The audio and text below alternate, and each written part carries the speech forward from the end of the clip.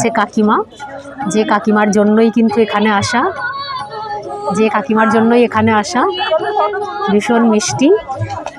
এই কাকিমা মানে আমাদের সঙ্গে কি রিলেশন সেটা আর বলার অপেক্ষা রাখে না আর কি। আমার কাছাকাছি লোকজন যারা তারা সবাই কাকিমার কথা খুব জানে, কাকিমারই ভাইপো অ্যাকচুয়ালি।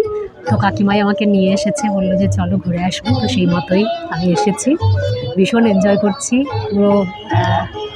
এখানের যে পরিবেশটা ভীষণ সুন্দর, যেরকম কালী পুজো, শুধু কালী পুজোই নয়, মানে অনেকটা বিয়ের মতো অনুষ্ঠানও করেছে ওরা, পুজোর মতো হচ্ছে, কিন্তু লোকজন এসে তারা যেন বোর না হয় সেই ব্যবস্থাও করা আছে। শুধু পুজোই নয়, তার সঙ্গে যেন এনজয় করতে পারে, তো সেই মতোই।